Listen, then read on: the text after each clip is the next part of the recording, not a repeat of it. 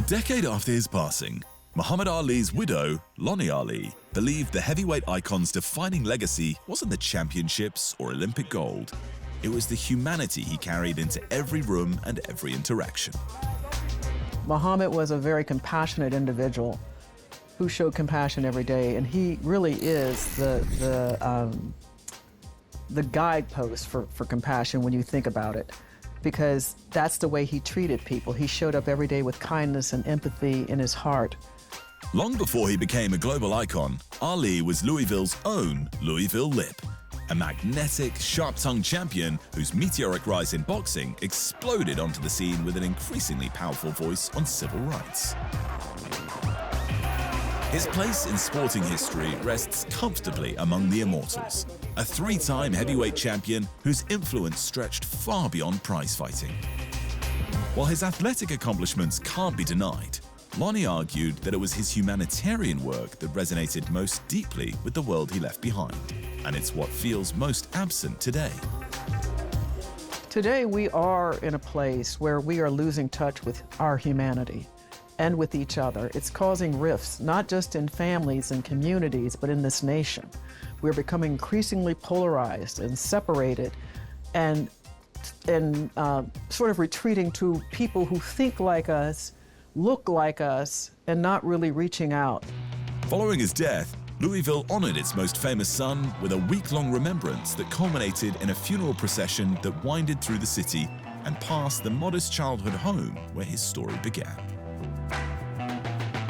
His farewell drew some of the biggest names in entertainment. His longtime friend Billy Crystal delivered a eulogy, while Will Smith, who portrayed Ali on screen, helped carry the casket. Millions watched worldwide, a tribute that felt entirely fitting for a figure of Ali's stature. I'm going to tell you, Muhammad always knew this because he said this would happen. That's why he made us have this gathering of his memorial service in an arena, which I thought at first was just ludicrous. Why would you do that? Nobody does that. And he told me, my fans will come. And he knew it. And they did. Lonnie says the divisions she sees across America have only intensified since Ali's passing in 2016. In response, Louisville's Ali Center created the Day of Compassion, using the anniversary of his death to encourage service, empathy, and community action.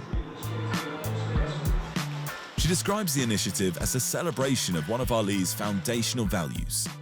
Just as importantly, she hopes it motivates millions of Americans to express care for their country, not only through kindness, but crucially, through participation at the ballot box. And that's when I talk about compassion. You can put compassion in policy as well. There are compassionate policies that address things. And we can look at the Voters' Rights Act in that way. But it's also a compassionate act to go out and exercise your right to vote.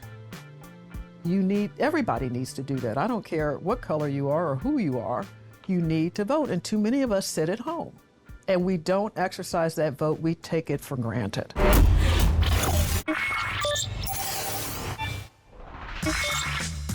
In front of a record-setting hometown crowd in Texas, Stephanie Hahn survived another fierce challenge from boxing legend Holly Holm to retain the WBA lightweight crown. The rematch's razor-thin majority decision, however, came despite Holm comfortably winning the punch count. Hahn claimed a technical decision in their first encounter after an accidental head clash opened a cut on her forehead. This time, both women were more aggressive, but it was Holm who seized control through the middle rounds and looked destined to ruin the homecoming. At 44, Holly has now gone 1-2 since her return to pugilism after a 12-year hiatus. It's understandable that the former UFC bantamweight champion left the ring frustrated, seeing as she outlanded Hahn in 8 of the 10 rounds.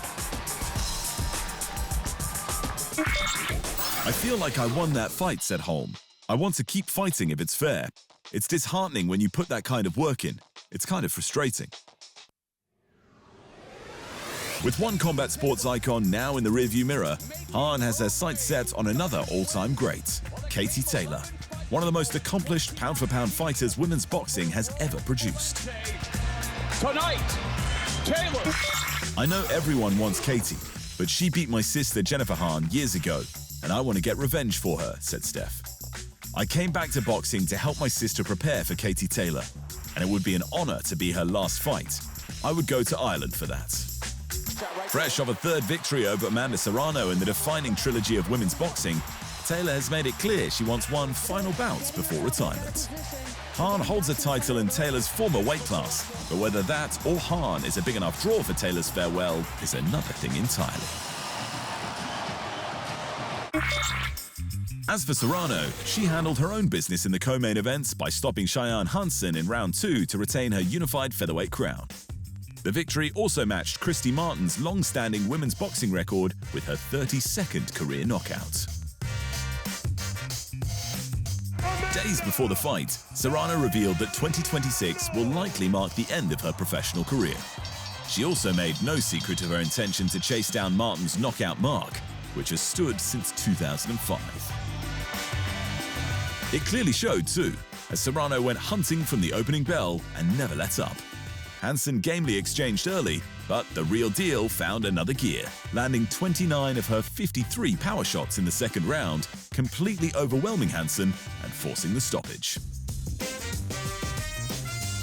The victory leaves Serrano within touching distance of another 2 major career milestones, when the 7-division champion returns later this year.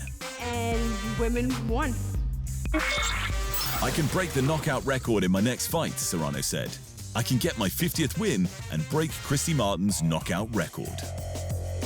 In other results from Texas, Desley Robinson and Lulu Juarez successfully defended their championships on the same card, and across town, O'Shaki Foster retained his WBC junior lightweight title by squeezing past Raymond Ford with a majority decision.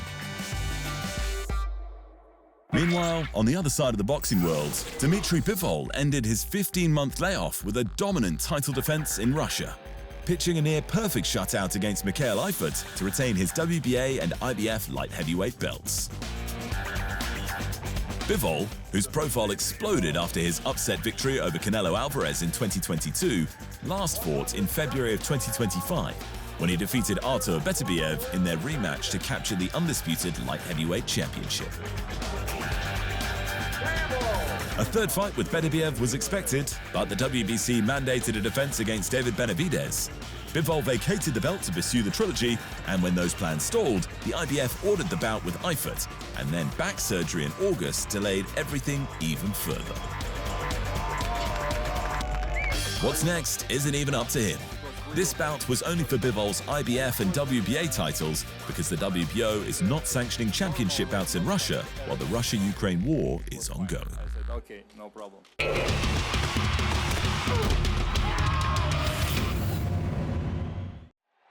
Thanks for watching.